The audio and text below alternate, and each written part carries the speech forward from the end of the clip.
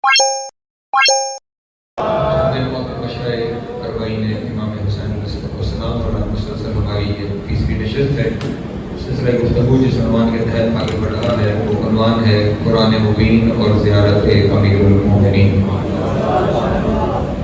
کل تک آپ کے سامنے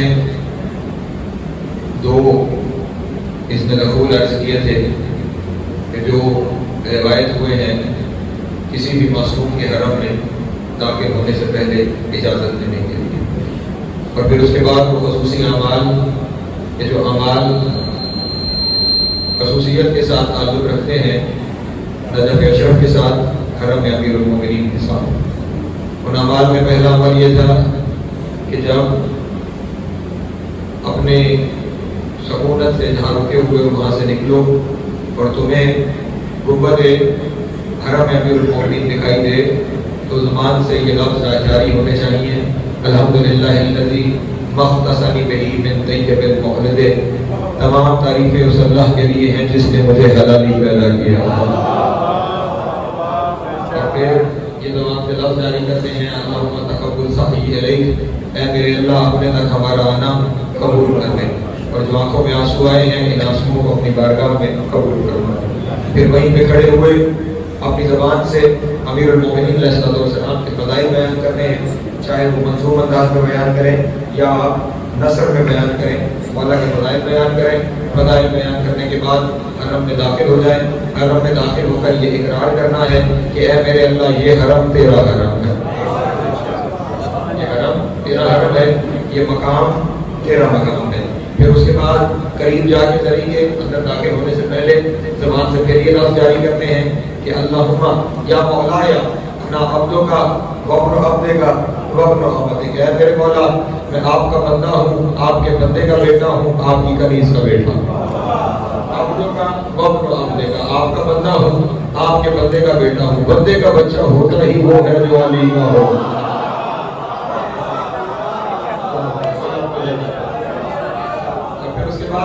جب آپ پہنچ گئے ذریعے مبارک کے قریب تو پھر زیارت شروع ہو جاتی ہے میرے مولا کی.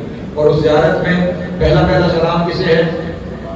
السلام علی محمد خاتم النبیین و سید المرسلین و صفوت رب العالمین. رسول کو سلام کرنا ہے. رسول کو سلام کرنے کے بعد تمام انبیاء اور رسل کو سلام کرنا ہے.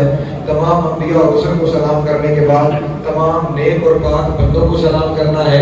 گویا جتنے ہیں وہ سارے ہیں ہی علی کے حرم میں، سارے میرے مولا کے حرم میں موجود ہیں. اور اس کے بعد یہاں سے جو اگلا مولا کا سلام شروع ہو رہا ہے اس کے پہلے لفظ یہ ہیں السلام علیکہ یا امیر المؤمنین، السلام علیکہ یا امین اللہ فی ارضہ، السلام علیکہ یا سفیرہ، السلام علیکہ یا حجت اللہ البالغہ. میں ایک بہت سارے لفظ جو آپ کے جانے میں جانے ہیں ہر لفظ پہ نہیں رکوں گا، کہیں کہیں پہ جہاں سمجھوں گا کہ یہاں ضرورت ہے کہ ان لفظوں کی تشریح ہونی چاہیے ان لفظوں میں آپ کے سامنے گفتگو کروں گا. جو پہلا لفظ جس سے میرے مولا کو سلام کیا گیا وہ ہے السلام علیکہ یا امیر المؤمنین. اور یہ امیر المؤمنین وہ لفظ ہے جو کائنات میں صرف علی کے لیے مخصوص ہے. پوری کائنات میں صرف اور صرف میرے مولا علی ابن ابی طالب علیہ السلام کے لیے مخصوص ہے. اور یہاں پر اپنے دوستوں کے سامنے جس وجہ سے اس لفظ پہ روکا ہوں وہ بات واضح کرنا چاہتا ہوں. دنیا یہ سمجھتی ہے کہ رسول اللہ کے پردہ کرنے کے بعد سے علی امیر المومنین ہے. نہیں عزیزان محترم، علی نبی کے ہوتے ہوئے امیر المومنین.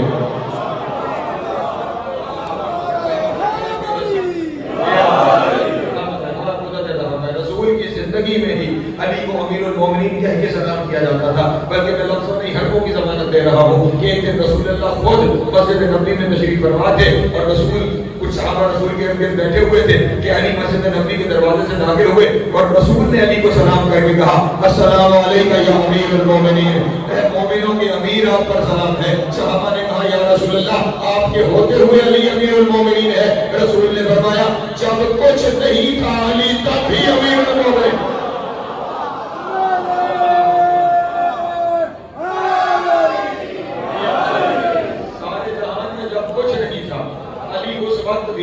امیر المومنین تھا. بلکہ میں اہل سنت کی کتابوں کی بھی ذمہ داری لے رہا ہوں اور یہ روایت کے نسلیوں سے ہے، ہر ایک ماننے پہ مجبور ہو جائے گا. ایک دن امیر المومنین اپنی زمین پر، یہ رسول کی زندگی کی بات ہے، اپنی زمین پر حل چلا رہے تھے. توجہ ہے میرے موجود زمین پہ حل چلا رہے تھے. جو روایت کے رسول ابو بکر و عمر، حضرت ابو بکر اور حضرت عمر تشریف لے کر آئے. جیسے ہی علی کے سامنے آئے انہوں نے علی کو دیکھ کے کہا سلام علیکہ یا امیر المؤمنین و رحمت اللہ وبرکاتہ. بحث کرے ہوئے ایک صحابی نے کہا آپ رسول کی زندگی میں علی کو امیر المؤمنین کہہ رہے ہیں؟ تو حضرت ابو بکر اور حضرت عمر نے کہا اپنی مرضی سے نہیں کہا، محمد کہتے ہیں اسے امیر المؤمنین کہہ کے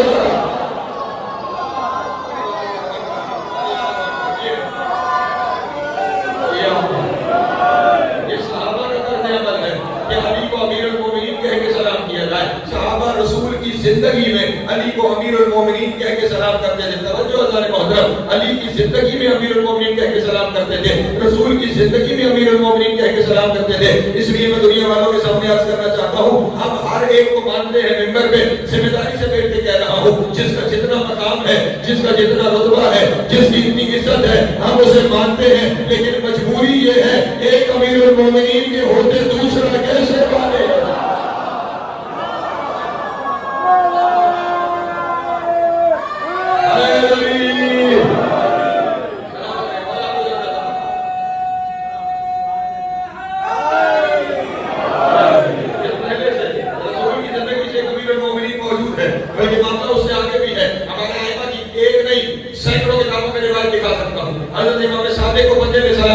اور سلام کر کے اس نے کہا السلام علیکم یا امیر المومنین. سرکار کے چہرے پہ جلال آیا اور کہا خبردار آج کے بعد مجھے اس لفظ سے سلام نہ کرنا. اس نے کہا کیوں آپ مومنوں کے امیر نہیں؟ امام نے فرمایا بے شک آپ معنی میں مومنوں کے امیر ہیں، لیکن یہ لقب صرف ہمارے جان علی ابن ابی طالب کا ہے. حتیٰ کہ امام نے یہاں تک فرمایا کہ جب ہمارا 12واں آئے گا جس کی حکومت تمام کائنات پر ہوگی، اسے بھی امیر المومنین کہہ کے سلام نہیں کیا جائے گا، اسے بھی کہا جائے گا السلام علیکم یا بقیۃ اللہ العظم، اسے بھی امیر المومنین نے کہے گے. اس لیے دنیا کو کہتا ہوں جب ہم نے علی کے بعد علی کے 11 معصوم بیٹوں میں سے کسی کو امیر المومنین نہیں مانا تو پھر کسی کو گناہگار کو کیسے؟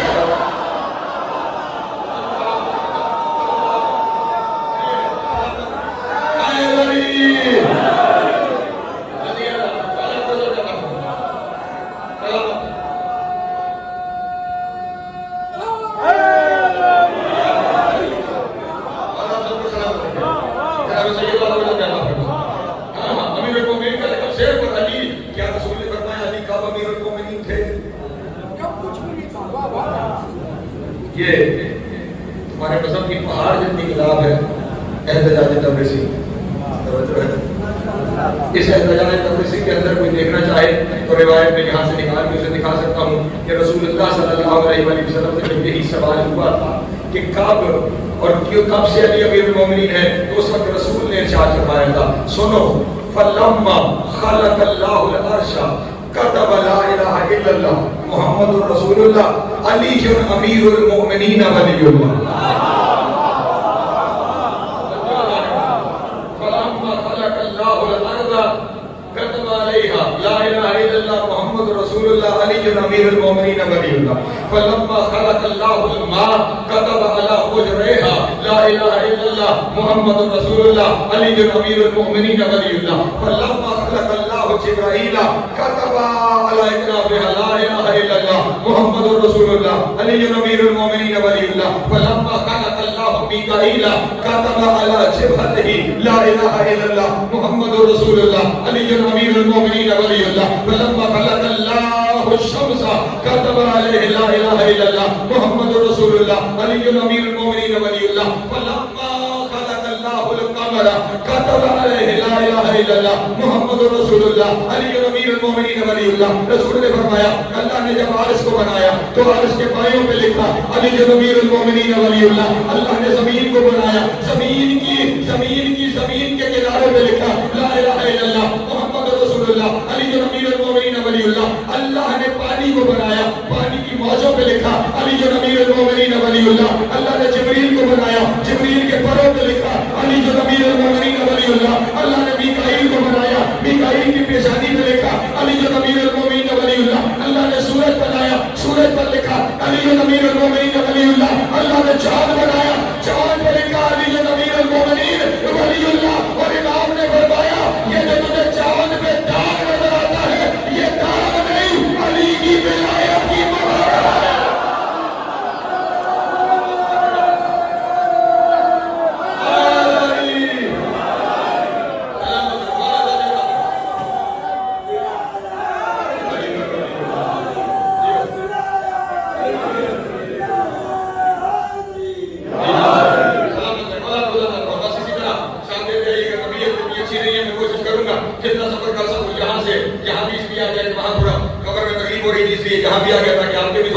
जाऊं, मेरे लिए भी थोड़ी आसानी हो जाए। तवज्जो, सूरज बनाया तो अली अमीरुल मोमिनीन वलीउल्लाह, चांद बनाया तो उस पर अली अमीरुल मोमिनीन वलीउल्लाह, अर्श बनाया तो उस पे अली अमीरुल मोमिनीन वलीउल्लाह, जमीन बनाई तो उस पे अली अमीरुल मोमिनीन वलीउल्लाह, जब पानी बनाया तो उस पे अली अमीरुल मोमिनीन वलीउल्लाह। लोग कहते हैं तुमने ये दाखिल कब किया? ये सब कुछ देख के मैं उनसे पूछना चाहता हूँ, तुमने निकाला कब बनाया? तुमने इसको निकाला कब है? ये तो रोज़े अव्वल से, ये तो रोज़े अव्वल से यहाँ पर मौजूद है, लेकिन जिस वजह से मैंने किताब को खोल लिया वो वजह ये है, ये सारा कुछ ये रिवायत रसूलुल्लाह से ये हदीस नकल की है इमाम सादिक ने, ठीक है? तुम्हारे छठे इमाम ने, इमाम की हदीस पढ़ने लगा हूँ, मैं मेरे रसूल पे बैठा हूँ और कसम खा के कह रहा हूँ, मैं अगर झूठ बोलूँ और रिवायत गलत पढ़ूँ और उसका तर्जुमा गलत करूँ तो रोज़ महशर जनाब सैयदा अपने बच्चों के अज़ारों में मेरा शुमार न करे, मेरी शिफात न फरमाए, और अगर ये रिवायत सुनने के बाद फिर भी कोई शक का शिकार हो तो उसे कहीं से तसल्ली जरूर करनी चाहिए कि इमाम क्या कह रहे हैं और मैं कर कह रहा हूँ। इमाम इरशाद फरमा रहे हैं, इमाम इरशाद फरमा रहे हैं, फ़इज़ा क़ाला अहदुकुम ला इलाहा इल्लल्लाह मुहम्मदुर रसूलुल्लाह फलियक़ुल अलीयुन वलीयुल्लाह। तुम में से जो बंदा जहां ला इलाहा इल्लल्लाह कहे, मुहम्मदुर रसूलुल्लाह कहे, उस पे वाजिब है वो अलीयुन वलीयुल्लाह कहे।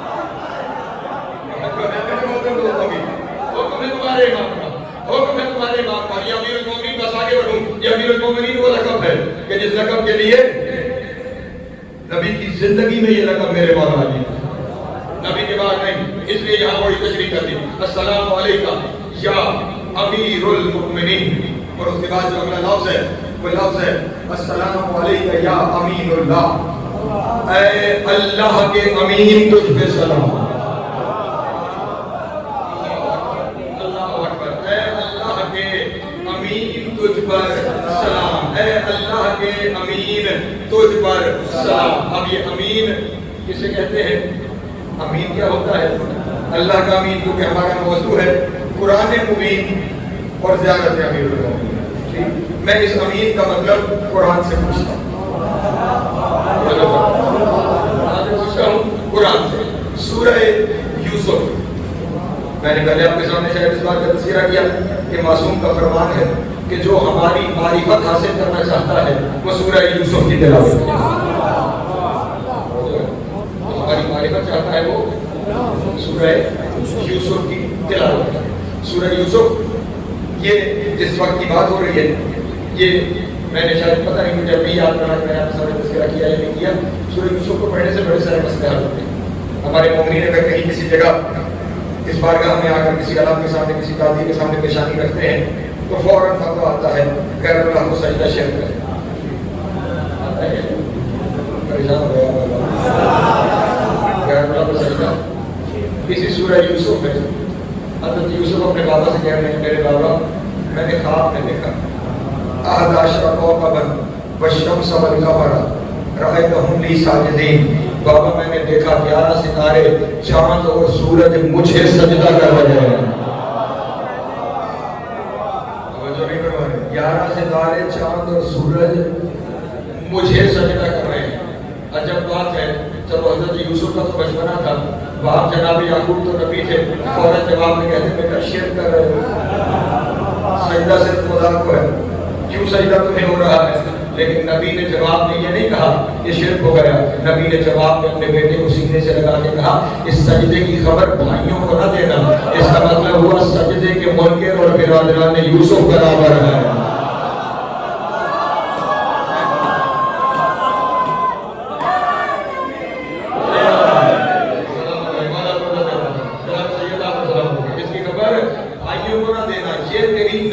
کی دلیل ہے، یہ سجدہ تیری نبوت کی دلیل ہے۔ اس کا مطلب یہ ہوا شریعت الہی میں حجت کو سجدہ ہو سکتا ہے۔ اس لیے یہاں پہ کہا جا رہا ہے، اس لیے سورہ یوسف کو پڑھو، تمہارے لیے اس کے اندر معرفت موجود ہے، نشانیاں موجود ہیں۔ بات کہہ جائے گی مصر میں یوسف، کنعان میں یعقوب، بھائیوں نے بتایا رو رو کے بابا کی بینائی ختم ہو گئی۔ جناب یوسف نے قمیض اٹھائی، کہا میری قمیض لے جاؤ، جا کے یوسف کی آنکھوں پہ ڈالو، جا کے میرے بابا یعقوب کی آنکھوں پہ ڈالو، ان کی بینائی واپس آ جائے گی۔ شکر ہے کوئی مولوی نہیں تھا، ورنہ وہ کہتا نبی اللہ کیا بدعت کر رہے ہیں، کپڑا ہی تو ہے۔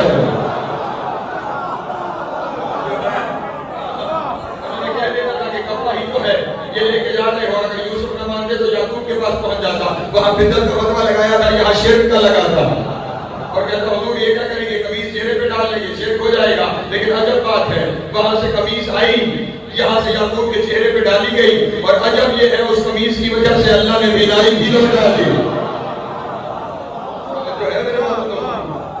پڑھیے سورت کو، نشانیاں ہیں اس کے اندر۔ یہاں پہ اس امین کا مطلب بھی اسی سورہ یوسف سے سمجھ میں آئے گا۔ جب حضرت یوسف قید میں تھے، وہ معاملہ جو سارا قید کا معاملہ ہے، پھر وہ خواب دیکھنا، تحریک کا معاملہ، وہ سارا اس وقت میرا موضوع نہیں ہے، میں نے زیارت کے اوپر رہنا ہے۔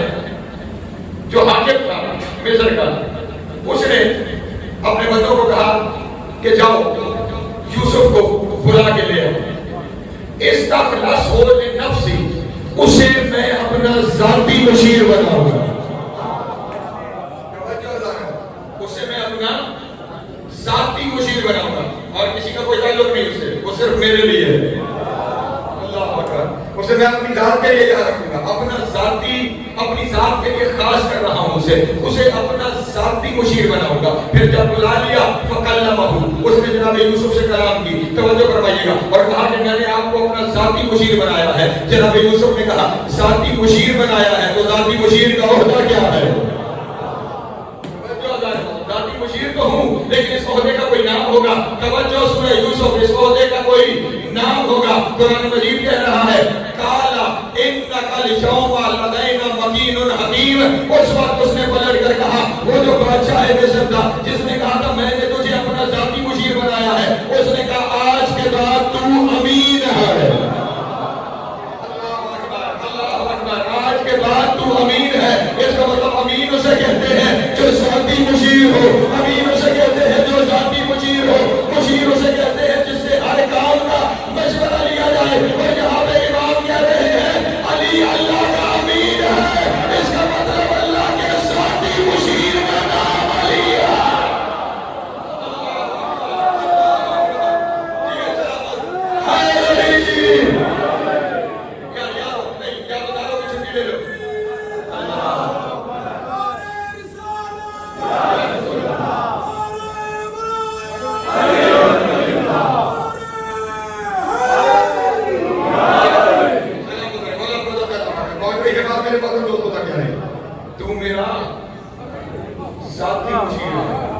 امین ہوتا ہے ذاتی مشیر، اور علی ہے اللہ کا امین۔ اللہ اکبر، مصر کے بادشاہ کا امین ہونا اور ہے، اللہ کا امین ہونا اور ہے، ذاتی امور میں جس سے مشورہ کیا جائے۔ پتہ نہیں آپ کیوں چاہتے ہیں کہ میں جملہ کھول کے کہوں، ذاتی امور میں مشیر کو امین کہا جاتا ہے، اللہ کا ذاتی امور میں مشیر علی ہے۔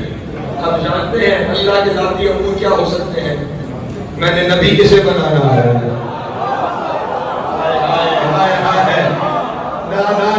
نا پیچھے رہ گئے ہیں جماعتوں کو،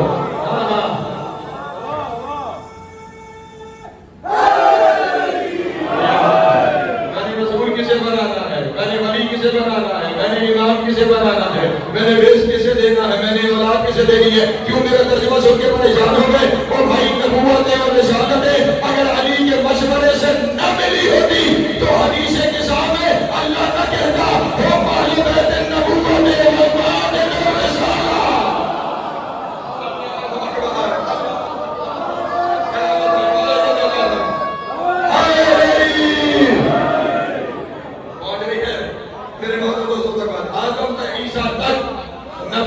مشاورت سے نبی ہے، رسول علی کی مشاورت سے رسول ہے، اللہ کا ذاتی مشیر ہے۔ نہیں چلے میں اگلا جملہ کہہ دوں، اگر آپ پریشان نہیں ہوئے اور میرے ساتھ شامل ہیں جو پریشان نہیں ہوئے، ان کے دل کو اور مضبوط کرنے کے لیے جو پریشان ہو گئے ان کی پریشانی کو بڑھانے کے لیے اگلا جملہ کہہ دیتا ہوں۔ جناب یوسف نے پلٹ کر کہا امین صرف ذاتی مشیر نہیں ہوتا، امین صرف ذاتی مشیر نہیں ہوتا، کچھ اور بھی ہوتا ہے۔ کہا پھر وہ کیا کرنا ہے؟ کہا کالا جعلنی خزائن الارض، سن امین کو صرف مشیر نہیں بناتے، اپنے سارے خزانے بھی امین کے حوالے کر دو۔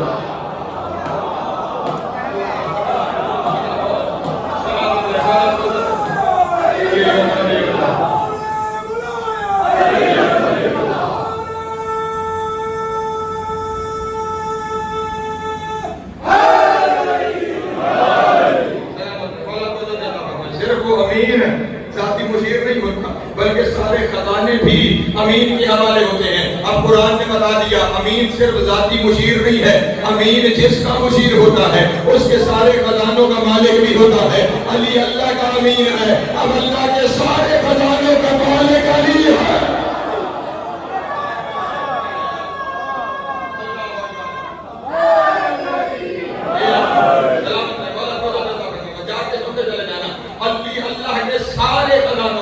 مالک مختار علی ہے، اللہ کے سارے خزانوں کا مالک مختار علی ہے۔ اب جاؤ اور جا کر پوچھ کے آؤ علماء سے اللہ کے خزانوں میں کیا کیا ہے۔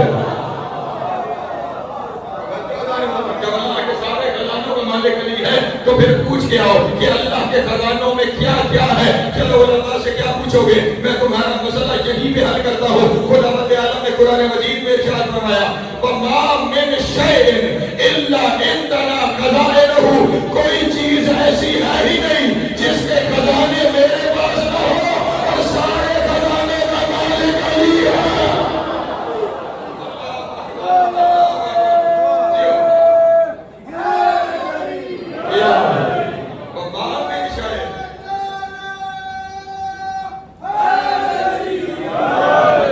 علی کو محدود کرنے والوں کہ علی یہ دے سکتا ہے اور علی یہ نہیں دے سکتا، اور علی کے اختیار وہاں تک ہیں اور علی کے اختیار وہاں تک نہیں ہے۔ امین خزانوں کا مالک ہے، اور اللہ کیا کہہ رہا ہے وَمَا مِنْ شَيْءٍ إِلَّا عِنْدَنَا خَزَائِنُهُ، کوئی شے ایسی ہے ہی نہیں جو ہمارے خزانے میں نہ ہو، اور ہمارے خزانے میں ہر شے کے خزانے ہیں۔ ہمارے خزانے میں ہر شے کے خزانے ہیں، اس کا مطلب کوئی شے علی کے پاس محدود نہیں۔ ابھی 2-4 دن پہلے کی بات ہے، ایک سے کسی مومن نے مجلس سنی اور اس نے میسج کیا اللہ ہماری زندگی بھی آپ کو دے، تو میں نے اسے جواب میں پلٹ کر کہا کہ میرے مولا کے پاس زندگی کی کمی نہیں کہ وہ تمہاری لے کے مجھے دے۔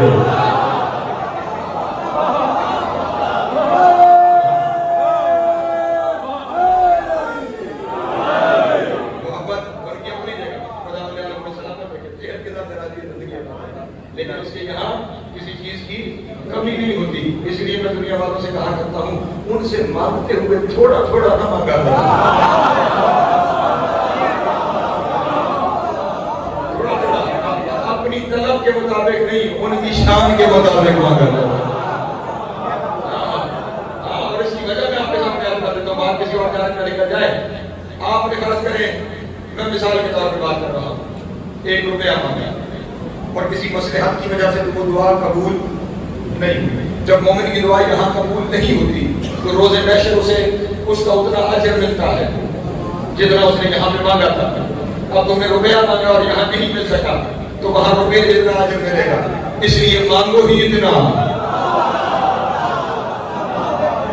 اول تو یہی ادا کریں گے، اور اگر وہاں پہ کسی مصلحت کی وجہ سے اجر ادا ہونا ہے تو پھر اجر بھی اسی طلب کے مطابق ادا ہوتا رہے۔ اس لیے علی کو علی سمجھ کے مانگا کرو۔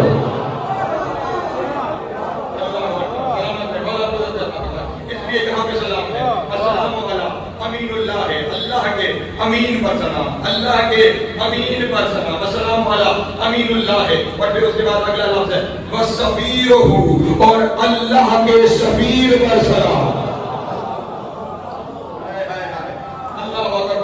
کبھی ان زیارتوں کو پڑھیے تو صحیح، کبھی ان زیارتوں پہ تو غور تو کیجیے، آپ کو پتہ چلے کہ امام نے آپ کے سامنے عقائد کس طرح بنائے ہیں، کس طرح آپ کے سامنے عقائد کے درس دیے ہیں۔ اللہ کے سفیر پر سلام۔ سفیر کسے کہتے ہیں؟ جو کسی کا پیغام کسی دوسرے تک لے کے جائے، جو پیغام کسی دوسرے تک لے کے جائے وہ کیا کہلاتا ہے؟ سفیر کہلاتا ہے۔ بلکہ آسان لفظوں میں کہوں، جہاں پیغام بھیجنے والا کسی بھی وجہ سے خود نہ جا سکے،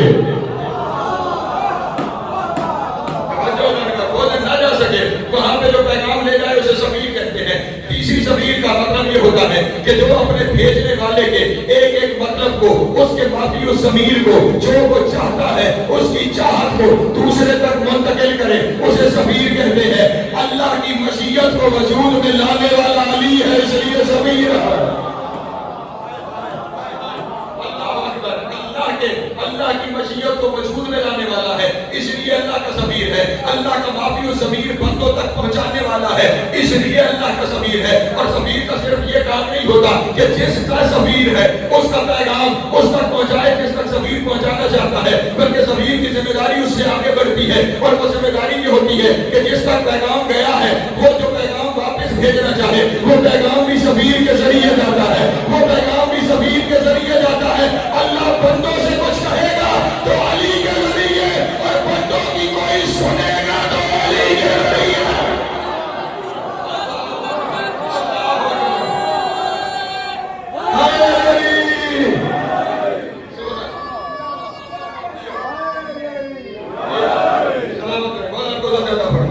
وہ بندوں سے کچھ کہے گا تو علی کے ذریعے، بندوں کی سنے گا تو علی کے ذریعے۔ آپ کہہ کیوں کہ میں بڑے آرام سے جملہ کہہ دیتا ہوں، اللہ کرے آپ شامل ہوتا ہے، وہ کہہ کیوں کہ علی کے ذریعے رہا ہے، اس لیے علی لسان اللہ ہے، اور سن علی کے ذریعے رہا ہے، اس لیے علی رسول اللہ ہے۔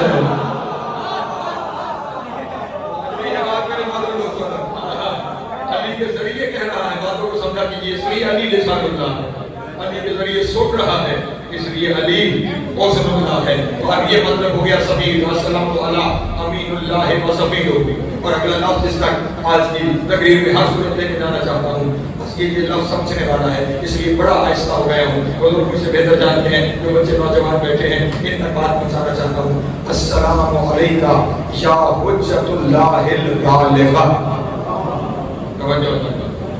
آدم سے لے کر عیسیٰ تک جتنے نبی اور رسول اور اوصیاء ہیں وہ صرف حجت ہے۔ یہ 14 حجت اللہ البالغہ۔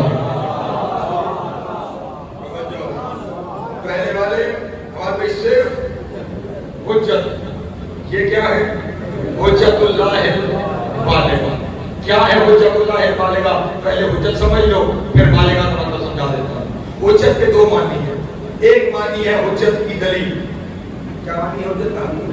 دلیل، یعنی یہاں پہ پہلا آسان ترجمہ یہ بنے گا، اے اللہ کی دلیل تجھ پہ سلام۔ اے اللہ کی دلیل، دلیل جانتے ہیں نا کسے کہتے ہیں؟ جس کی وجہ سے کچھ ثابت ہو اسے دلیل کہا جاتا ہے۔ علی کی وجہ سے اللہ ثابت ہوتا ہے۔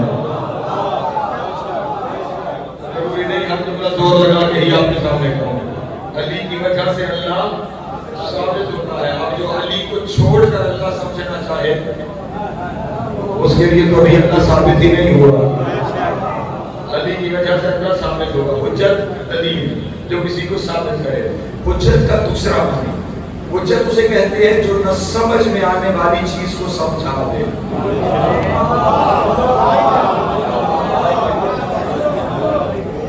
اور عام نہ سمجھ میں آنے والی چیز نہیں، مجھ سے بڑی مشکل ہے، کیونکہ یہ جس جگہ پہ میں پہنچ گیا ہوں، یہ ہمیں جب ہم درس پڑھتے ہیں تو اس وقت درس میں کلاس میں یہ چیز سمجھائی جاتی ہے، کلاس کا ماحول اور ہے، مجلس کا ماحول اور ہے، لیکن میں پھر بھی بات کو سمجھانے کی کوشش کرتا ہوں۔ جب ہم منطق پڑھتے ہیں تو منطق میں ہمیں دو چیزیں پڑھائی جاتی ہیں، ایک چیز کہلاتی ہے تصور اور ایک چیز کہلاتی ہے تصدیق۔ توجہ ہے؟ تصور، تصدیق۔ تصور اسے کہتے ہیں، میں نے نام مثلا میں کوئی میرے بارے میں کہیں واقعہ رکھ دی، جس نے مجھے دیکھا ہے اس کے ذہن میں میری شکل و صورت بن جائے گی. یہ جو شکل و صورت کا ذہن میں بننا ہے یہ تصور کہلاتا ہے. ٹھیک, میں نے نام لیا, آپ کے ذہن میں شکل بن گئی, یہ کیا ہے؟ تصور. تصور دو طرح کے ہیں, ایک معلوم تصور کہلاتا ہے, ایک مجہول تصور کہلاتا ہے. معلوم تصور یہ کہ جس کی شکل بن جائے, واقع, غفران, عمار, جعفر امام, ارسلان, جس نے دیکھا ہے ذہن میں شکلیں بندی جا رہی ہیں, یہ کیا ہے؟ معلوم تصور ہے. اور اگر میں بیٹھے ہوئے کہوں فرشتہ,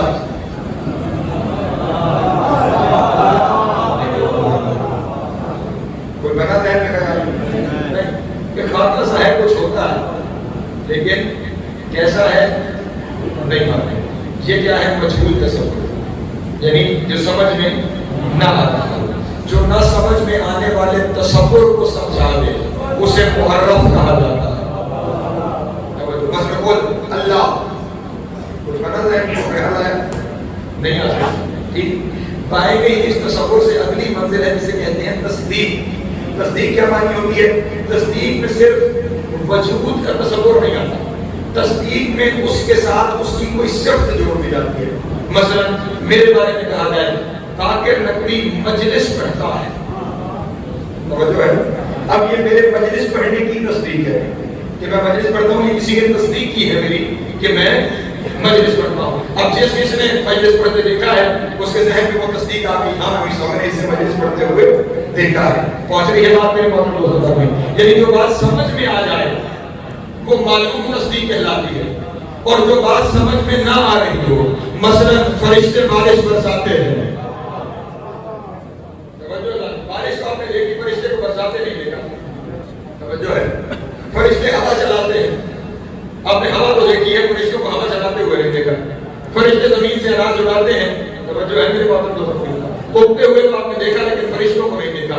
اب یہ جو تصدیق جو ہماری دیکھنے میں نہ آ رہی ہو, اس تصدیق کو کہتے ہیں مجہول تصدیق. یعنی صفت ہو لیکن صفت ہمیں دکھائی نہ دے رہی ہو, ہمیں سمجھ نہ آ رہی ہو, اسے کہتے ہیں مجہول تصدیق. جو اس مجہول تصدیق کو اس طرح سمجھائے کہ وہ معلوم ہونے لگے اسے حجت کہا جاتا ہے.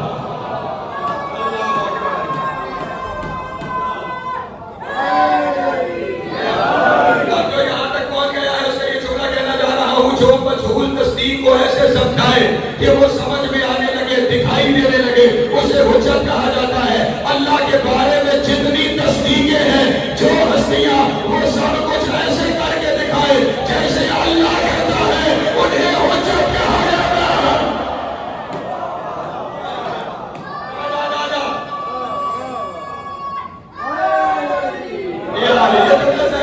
جیسے اللہ کرتا ہے, جیسے اللہ کرتا ہے, جو ویسے کر کے دکھائے. ہمارے ذہن میں مجہول تصدیق تھی, اللہ کیسے دیتا ہے, کیسے دیتا ہے نہیں پتا تھا. اللہ زندگی دیتا ہے, کیسے دیتا ہے نہیں پتا تھا. اللہ موت دیتا ہے, کیسے دیتا ہے نہیں پتا تھا.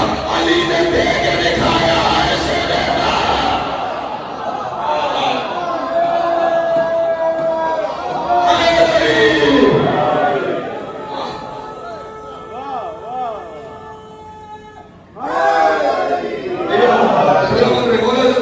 اس بات کو سمجھیے گا, حجت وہ ہے جو صرف اللہ والے کام کرے نہیں, ویسے کرے جیسے اللہ کرتا ہے, ویسے کرے جیسے اللہ کرتا ہے. توجہ, اس لیے علی نے جب جہاں جو کام کیا وہ ویسے ہی کیا جیسے اللہ کرتا ہے. کبھی کسی کو جس طرح بندہ جب دنیا میں آتا ہے, زندہ ہوتا ہے, کبھی کسی نے دیکھا کہ روح اس کے اندر داخل ہوئی, جب مرتا ہے کسی نے دیکھا روح نکلی نہیں, علی نے ٹھوکر مار کے ویسے زندہ کیا. کسی کو خبر نہ ہوئی کہ روح آئی ہے. اور کبھی کسی دن کوئی لوگ علی کے سامنے جنازہ لے آئے, یا علی اس کا جنازہ پڑھا دیجیے, اور علی پلٹ کے کہہ رہے ہیں سوچ لو پڑھا دو, سمجھ لو پڑھا دو, سمجھ لو پڑھا دو. اور جب انہوں نے کہا پڑھا دو, ادھر علی نے تکبیرۃ الاحرام کہی, ادھر روح نکل گئی.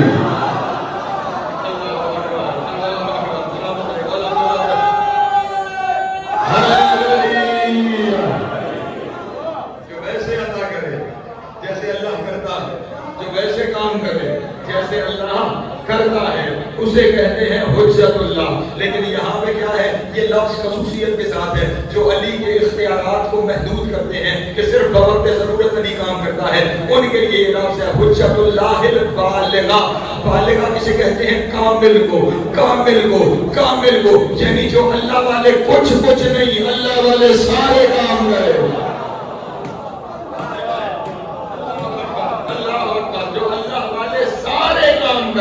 اسے حجت اللہ البالغہ کہتے ہیں. اور امام کہہ رہے ہیں علی حجت اللہ البالغہ ہے. اور یہاں پہ تمہیں بتانا چاہتا ہوں صرف علی نہیں، یہ 14 کے 14 حجت اللہ البالغہ ہے.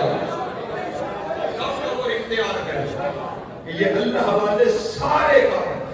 اب جو تیرے تصور میں اللہ کے بارے میں آ سکتا ہے کہہ دیا ہے، اب سوچتے چلے جانا. جو تمہارے ذہن میں خدا کے بارے میں تصور آ سکتا ہے کہ خدا کیا کیا کیا کیا کیا کیا کر سکتا ہے، وہ سب کچھ علی کر سکتا ہے. اب جس نے علی کا اختیار محدود کیا کہ علی یہ نہیں کر سکتا اور علی یہ نہیں کر سکتا، اس نے علی کا نہیں اللہ کا اختیار محدود کیا ہے. اور جو اللہ کا اختیار محدود کرے وہ مومن نہیں ہوگا.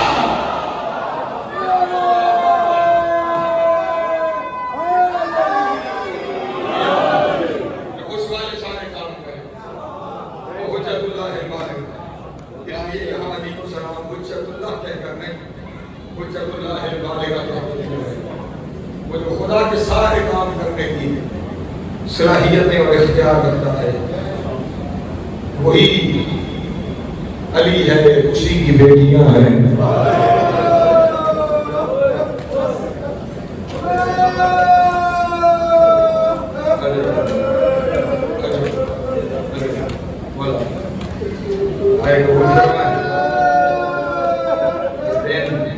رونے کے دن ہیں. ان دنوں میں انسان کے اکٹھے ہونے کا مقصد ہی بطول اور بطول کی اولاد پہ رونا ہے. اور آج تو خصوصیت سے چھوٹی بطول کا تذکرہ ہے. 4 سال کی بطول کا تذکرہ ہے. اور اس گھر میں جتنی فاطمائیں ہیں، جتنی بطول ہیں، ان سب کی اپنی قسمت ہے. وہ جو پہلی بطول تھی وہ 18 سال میں بوڑھی ہو گئی. جس بطول کا آج تذکرہ ہے یہ 4 سال میں بوڑھی ہو گئی. اس کی 18 سال میں کمر جھک گئی تھی، اس کی 4 سال میں کمر جھک گئی. حسین کی بیٹی کے بڑے دکھ ہیں، خدا کی قسم بڑے دکھ ہیں. زندگی تھوڑی ہے، دکھ زیادہ، لیکن 2 دکھ سکینہ کو کھا گئے. 2 دکھ سکینہ کو کھا گئے. جانتے ہیں وہ 2 دکھ کون سے ہیں؟ پہلا دکھ تھا جہاں سے گزرتی تھی لوگ کہتے تھے باغی کی بیٹی جا رہا ہے. اجر و کمال سے بلند آنی چاہیے. جب لوگ کہتے تھے نا باغی کی بیٹی، کوئی سجاد کے پاس آ کے کہتی تھی بھیا بابا باغی تو نہیں تھے، سجاد میرا سلطان بابا، سجاد میرا امام بابا. لوگ مجھے باغی کی بیٹی کہتے ہیں. جو دوسرا دکھ سکینہ کو کھا گیا وہ دکھ تھا بابا کی جدائی. سب سے بڑا دکھ سکینہ کا تھا بابا. اس جدائی میں اتنا روتی تھی کہ شام کی نگری ہل گئی. روایت میرے سامنے ہے اور میں اپنا حوصلہ بنا رہا ہوں اور روایت پڑھنے میں. اتنا روتی تھی کہ ماؤں کی گود سے دودھ پیتے بچے زمین پہ گر گئے. اور آخر شام کے لوگ وہی شکایت لے کر آئے جو مدینے والے زہرا کے بارے میں. مدینے والے کہتے تھے نبی کی بیٹی روتی بہت ہے، اسے کہو یا دل کو یا رات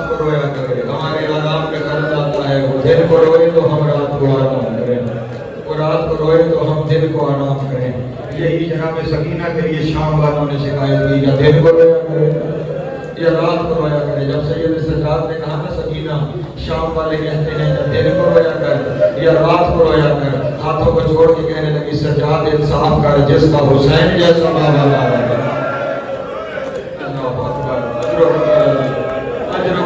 بابا بھی میرا مارا گیا, پہرے بھی میرے رونے پہ لگا. مولا تمہاری ہائے قبول کرے. کسی نے جا کے یزید سے کہا یہ بچی بہت روتی ہے, اس کا رونا بند کرواؤ ورنہ شام میں انقلاب ہو جائے گا. یزید نے سید سجاد کو دربار میں بلایا. اب یہاں سے قیامت کے جملے ہیں. سید سجاد دربار میں آئے. یزید نے پہلا سوال کیا, سجاد یہ بچی کون ہے جو بہت روتی ہے؟ مولا میری مدد کرنا, یہ بچی کون ہے جو بہت روتی ہے؟ سید سجاد کی آنکھوں میں آنسو آئے. رو کے کہا یہ میری 4 سال کی بہن ہے. اللہ اکبر, اللہ اکبر. یہ اپنے بابا کو بہت روتی ہے, یہ اپنے بابا کو بہت روتی ہے. اگلا سوال یزید کا کہنے لگا اتنا کیوں روتی ہے؟ ہائے ہائے ہائے ہائے, اتنا کیوں روتی ہے؟ سید سجاد کی آنکھوں میں پھر آنسو ہے. رو کے کہا اس لیے کہ اس نے بابا کو اپنی آنکھوں سے زندہ ہوتے دیکھا. اجرکم اللہ, اجرکم اللہ. مولا میری ہائے قبول کرے. جو ہاتھ آزاد ہو کے سینے میں آ گئے ہیں, یہ ہاتھ کبھی کسی کے محتاج نہ ہو. اس نے اپنے بابا کو اپنی آنکھوں سے زندہ ہوتے ہوئے دیکھا ہے. اگلا جملہ قیامت کا جملہ ہے. اگر وہ سمجھ لو شاید اس سے آگے مجھے پڑھنے کی ضرورت ہی نہ پڑے. کہنے لگا سجاد زندہ ہوتے تو اور بیویوں نے بھی دیکھا ہے, اور بیویوں نے دیکھا ہے. اس وقت سجاد کی آنکھوں سے خون جاری ہوا. رو کے کہا جتنے قریب سے اس نے دیکھا ہے اتنے قریب سے کسی نے نہیں دیکھا.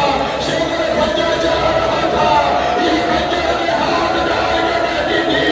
نامار میری دادی نے چکیاں پیس کے پالا ہے, اور یزید شہر نے اس وقت سکینہ کے دونوں ہاتھوں کو پکڑ گئے.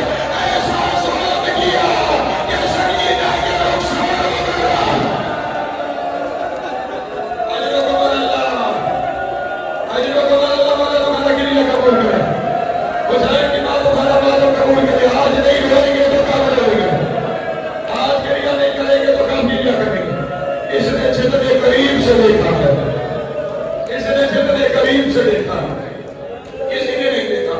کہا سجاد یہ بتا بچی چپ کیسے کرے گی؟ بچی چپ کیسے کرے گی؟ سید سجاد نے سر کو جھکائے ہوئے کہا بڑے دن ہو گئے بابا سے نہیں ملی. میرے بابا کا سر دے دے سکینہ پھر کبھی نہیں روئے گی. میرے بابا کا سر دے دے پھر سکینہ کبھی نہیں روئے گی. اب یہ ماتم کر سکتا ہے وہ ماتم کر لینا. ظالم نے حسین کا سر منگوایا, کشت میں رکھ کے سر دیا, سر کے اوپر کپڑا ڈال کے کہا لے جا سجاد اپنے بابا کا سر لے جا. ادھر سید سجاد چلے زندان کی جانب, ادھر زندان میں سکینہ بے چین ہوئی. ایسے چکر لگانا شروع کیا جیسے پرندہ پنجرے میں چکر لگاتا ہے. کبھی زندان کی اس دیوار سے ٹکراتی ہے, کبھی اس دیوار سے ٹکراتی ہے. جناب زینب نے کہا سکینہ کیا ہو گیا؟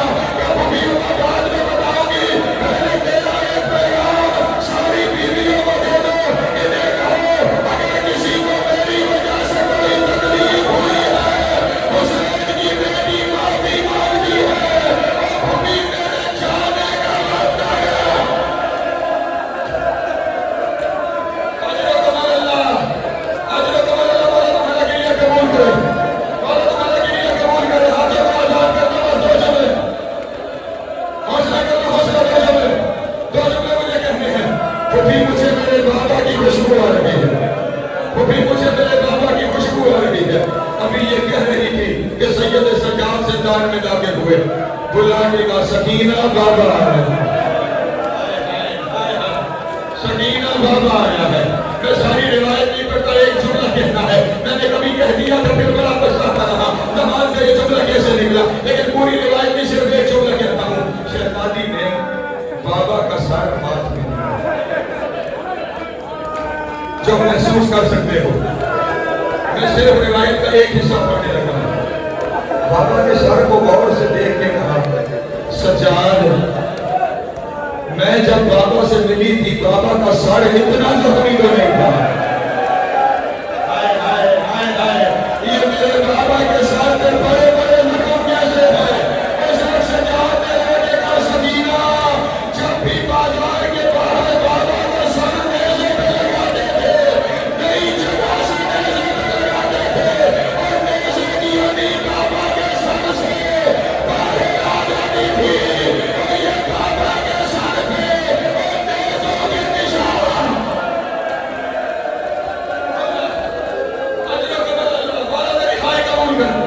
یہ بابا کے ساتھ میں نیزوں کی ہڈیوں کے نشان ہے. یہ کہنا تھا حسین کی بیٹی مجھے معاف کرنا. شہزادی زمین پہ لیٹ گئی اور کہا سجاد بابا کا سر میرے سینے پہ رکھو. بابا کا سر میرے سینے پہ رکھو. کہا سکینہ کیا کر رہی ہو؟ روحی کا جب میں تھک جاتی تھی بابا مجھے سینے پہ سنا جاتا ہے. آج میرا بابا تھکا ہوا ہے اور بابا نے میرے سینے پہ سناؤ. میرا سر سینے میں آیا دیکھ کے کہا بابا آپ کے لب لگتی کیوں ہے؟ بابا آپ کے رخسار لگتی کیوں ہے؟ اچانک کٹے ہوئی گلے سے آواز آئی سکینہ تیرے رخسار لگتی کیوں ہے؟ سکینہ تیرے کان لگتی کیوں ہے؟ میں نے کہا بابا آپ کے بال پہ موچے مارے گئے. بابا آپ کے بال پہ چھیرے گئے. بابا آپ کے بال گھوڑے کے ساتھ بھگایا گیا. یہ کہہ کے سکینہ چپ ہو گئی. سجاد نے کہا اِنَّا لِلَّهِ وَإِنَّا إِلَيْهِ رَاجِعُونَ. او میری سکینہ، او میرے زخموں کو بھرنے والی، او میرے کانٹے چھوڑنے والی، او میرے دکھوں کی ساتھی سکینہ.